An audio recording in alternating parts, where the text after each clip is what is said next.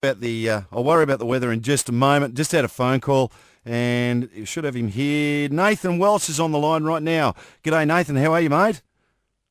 G'day, Meech. Good, mate. How's yourself? Oh, look, I'm not too bad, but then I haven't just finished paddling the Amazon River, buddy. Where are you? Where are you speaking to us from at the moment?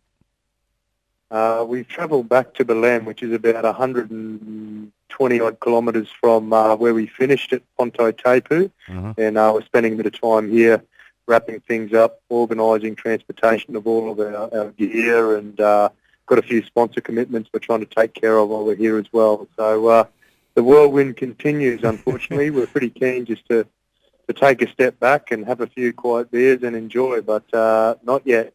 But Now, it's close. now, mate, last time that we spoke to you, you were sitting in the canoe and it was raining, and like the Amazon was about 6-7 kilometres wide, and I think you had about another 1,000 kilometres to go. What was it like Absolutely. when you finally got to the Amazon flows into the Atlantic, doesn't it? It does. It does indeed. So what was it like when you got to the end of your journey? That's actually a good question, in that certainly we were happy that that we'd reached that final goal. But for me personally, it was, without trying to sound much like a prat, it wasn't a great surprise. I mean, we'd put a lot of work and a lot of time, a lot of preparation, a lot of money into this dream of ours, and in the end, we were quite prepared to do what it takes, and that's what we did. So certainly no surprise, but there was that little bit of joy, a little bit of happiness when we stood under the Ponto Taipu lighthouse and kind of realised 4.5 years' work, 5 months hard yakka on the river, and 6,800 kilometres on the water. And now, where you actually get to the mouth of the Amazon, I'm led to believe there's enormous mud flats and sand flies, and it's a bit like spending an early morning at McCready's Creek, they tell me.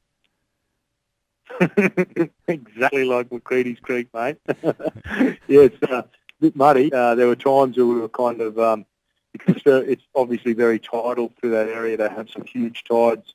We were so keen to keep pressing on and not get caught in a precarious situation. We were kind of dragging the raft through knee-deep mud at times. So it was pretty hard yakka towards the end there, yeah. You'd have to be a bit careful of crocodiles too, wouldn't you? Yeah, we're always on the lookout for crocs and snakes and things. So any sign of them, then it was time to change shift at the other bloke do the work. And just a matter of interest, mate, what does a Mackay boy call a big tide? Mate, they're big here. I would say it's through certain areas. You're looking at a change in water level somewhere in the vicinity of, say, 4 to 10 metres. So, Jeez. That's an enormous kind of amount of water that surges back against the raging river. So it's amazing. Absolutely. And what about your fitness and your health, mate? How are you? I mean, that's an enormous amount of punishment you put on your body. Yeah, we're both pretty knackered at the moment physically. I mean, a lot of the ailments are still with us. In particular, I've had a bit of a problem with my right shoulder, and we're really pushing hard towards the end there. I started to lose feet down the right forearm and into the right hand, which is a bit concerning. But all the connective tissue in your hands and your elbows are very, very sore at the moment. But I think just a bit of time and rest will ease that pain a little bit. All right. Well, it leads me to my next question. What's next? What do you do now, Nathan? Mate, I've got a little bit of time to think about it, and I've got a couple of ideas in the pipeline, but the next one's going to be even bigger and better. So I'm pretty excited about making land and making it all happen again. Mate, now you've got a great website there with some good pickies and everything, but you also shot a lot of footage on this journey. You're making it into a doco? Yeah, absolutely. We're going to take a couple of different tacks. Obviously, we would like to present our story, and if we can somehow, I suppose, inspire others out there to believe that you too can go chase, those crazy dreams of yours and make it happen. That's one line we're going to attack. But perhaps a line that's a little bit closer to my heart is we'd like to somehow highlight with some of the footage just the devastation and deforestation that's happening in that Amazon region through Peru and Brazil, Right. how it impacts locals, you know, how the lack of education through the area really affects not only the Peruvians and Brazilians, but us as a global community. So that's something we're both pretty passionate about, and that'll be certainly one line our documentary will take. Mm. No, that makes a lot of sense, mate. Look, congratulations. I won't hold you up longer. I know the sat phones cost a fortune. Thank you so much for ringing in. I was actually just trying to ring you.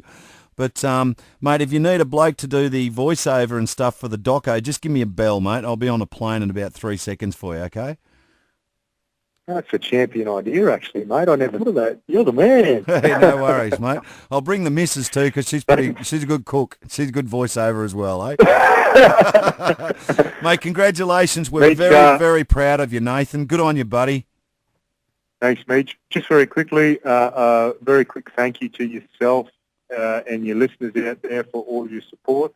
And myself and Mark, both growing up in Mackay, we've heard the devastation with the recent floods. So our thoughts and hearts go out to all the guys there, and we hope a quick recovery is in the pipeline. So cheers, everyone, and keep your chins up, eh?